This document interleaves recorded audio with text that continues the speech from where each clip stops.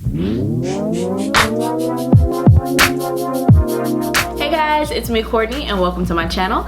In today's video, I'm going to be talking about the new NudeStix Tinted Cover Foundation.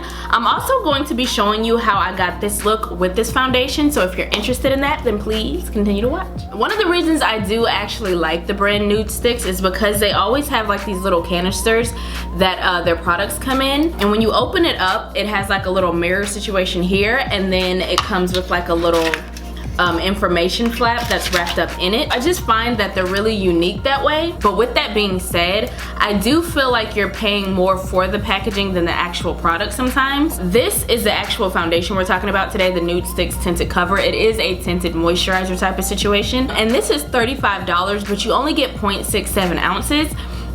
So if we're comparing to like the Nars Radiant Tinted Moisturizer, that one is 1.9 ounces for $45. Laura Mercier just came out with two tinted moisturizers, one that was like a radiant one and one was like a regular skin finish. Those are $47. You get 1.7 ounces there. There's another brand that I want to try called Thrive Cosmetics. They have a tinted moisturizer, or rather it's like a CC cream. Their CC cream is $38 for 1.08 ounces.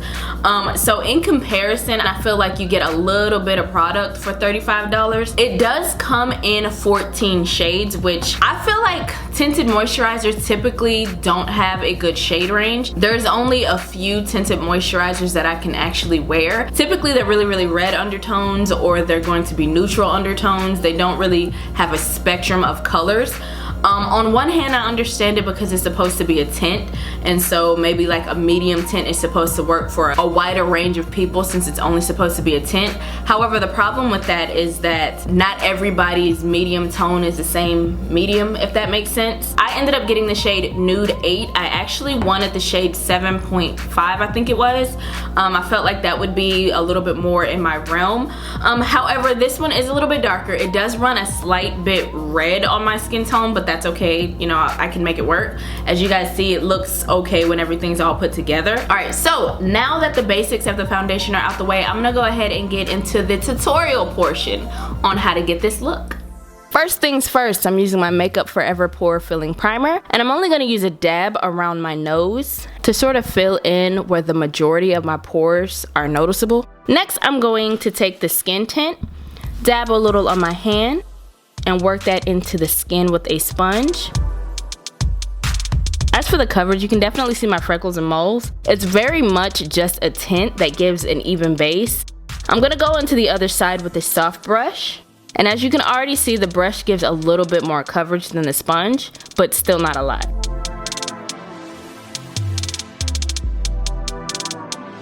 Next, I went in with my Nars Complete Concealer.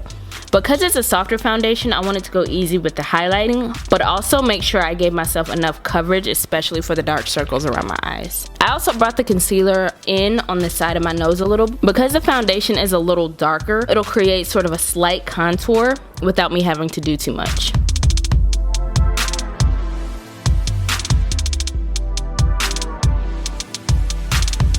I went in with my Charlotte Tilbury powder to set my concealer, specifically because I wanted to stay in tune with like the dewy look of the foundation. I want to reiterate that this powder does smell like death, so just be mindful. For my bronzer situation, I'm using the Huda Tantour cream, and using the butt end of my sponge, I'm going to tap it into the cream and pounce that onto the crevice of my cheekbone.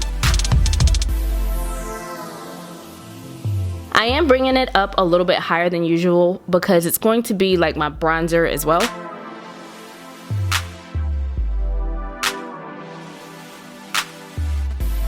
If at any point my contour goes down further than I like to take my foundation sponge just to clean it up a little bit and carve out where I want it to be. Going from the base of my brows, I'm taking that cream down the bridge of my nose lightly because we already have our shape. I'm just sort of defining it a little bit more.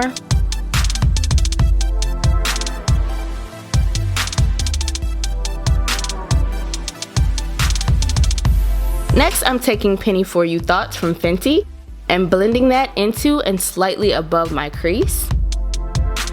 And I'm buffing it into my lower lash line with a pencil brush as well. Then I'm taking my signature brow pencil from Kat Von D and filling in my brows.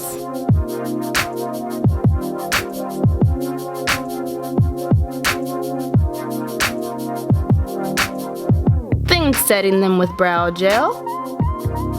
To highlight, I'm using Wisp Super Shock from ColourPop. First, I'm going to blend it on the center of my lid with my finger. Then blend it on the top of my cheekbone, on my brow bone, the nose high points, and on the top of my Cupid's bow. I'm also going to lightly line my top lash line with the Fenty Fly Liner. Next, I'm using my Nars Liquid Blush in Torrid and patting that on the apples of my cheek, moving it backwards towards my hairline. I'm gonna go ahead and set with my Kat Von D setting mist, which is a neutral kind of setting spray, not really dewy or matte, it's just like a happy medium. Next, I'm adding mascara and lashes, totally optional. Then for lips, I'm using Impulsive from MAC. It's one of the Powder Kiss lipsticks, which is like highly slept on, they're so good. And I'm going to top that with my YSL Volupte Shine number 9 to make my lips juicy but not necessarily like glossy. And there you have it. So I do feel like this is a tinted moisturizer, yes, but if you put on like 2 to 3 layers of it, you can get at least a light medium coverage.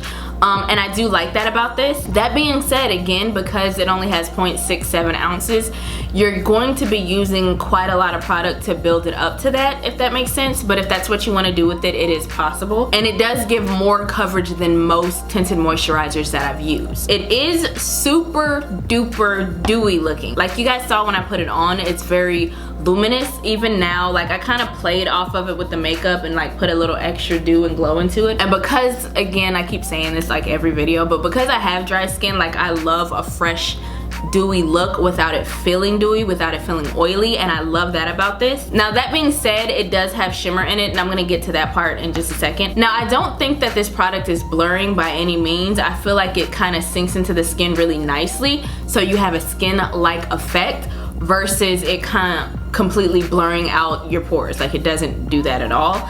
But it does give you a nice clean canvas, a nice smooth base. It evens out your skin tone pretty well, I think. But you can still see like my moles, my freckles, all of those things. As far as the cons of this foundation, tinted moisturizer, whatever, it has shimmer in it. So the luminosity that you see, and the whole reason why you don't necessarily feel oily, is because it's a regular tinted moisturizer, yes, but it has tiny particles of shimmer or glitter or whatever you want to call it. It is very, very fine. I find that like if I'm indoors or if I'm at the grocery store, if I'm wherever, like I can't really see the shimmer. And even now, you guys probably can't like pinpoint why my skin is as dewy as it is and sheeny as it is. The most that you'll be able to see it will be in like that golden hour sunsetty kind of sun, which is when I actually noticed it. I don't mind it for now because I don't have an eczema breakout. I don't have that much texture going on. However, again, I caution, if you don't like glitter, you don't like shimmer, I wouldn't go for this. And if you are somebody that has maybe a little bit more texture to the skin, I wouldn't recommend this either. Another con for me is the oils do start to come through, especially with the heat outside, which for me, every tinted moisturizer I've ever used, I feel like doesn't do that well in the heat on my skin. It's funny because even though I do have dry skin, there are certain foundations that break down regardless. Like it'll get really oily on me and it feels heavy, that kind of thing. And this is one of those foundations, it doesn't feel heavy necessarily, but it does get oilier than I would like.